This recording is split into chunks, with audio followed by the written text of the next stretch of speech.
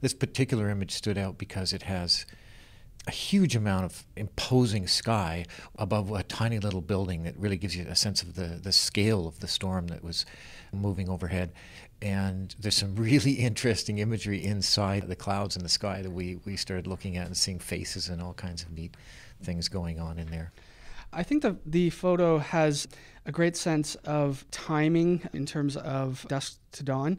There's texture in the snow, the steps leading off into the right-hand side of the image, and then the sun that's appearing on top of the rightmost tree draws your eye right off to the right-hand side of the image. And all the other trees on the left-hand side are more or less leaning away from that shot. So it's almost like they're moving out of the way to let the sun and that angle get captured within the entire composition.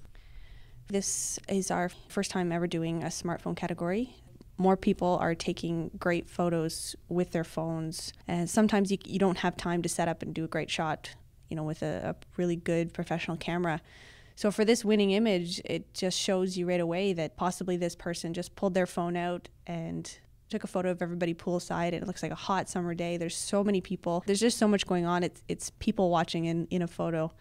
This particular image of the surfers on the ocean stood out as really quite outstanding, and we could see the different people interacting sort of together, plus interacting with the environment and the surf and the storm clouds in the background.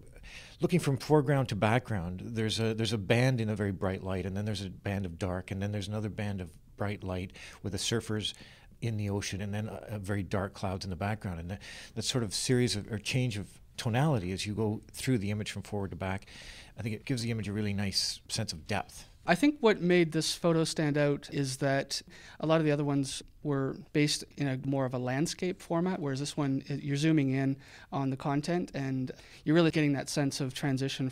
The apples are still on the tree, but obviously there's been a snowfall, the hits of color that you get with the apples underneath the snow, and off into the distance you can see there's a real sense of layering, so you get a greater sense of depth with all the branches that are overlapping each other. It's almost forming this mosaic or nest type of pattern so that the apples pop off even more. This one stuck out to us, it being just a really unique contrast. You've got this really, really hot, fiery sun in the center, and then the rest of the photo is fairly dark, other than the little blades of grass or wheatgrass or whatever it is in the foreground that's sort of lit up, but everything else is quite dark. So it really brings a nice attention to the center of the photograph.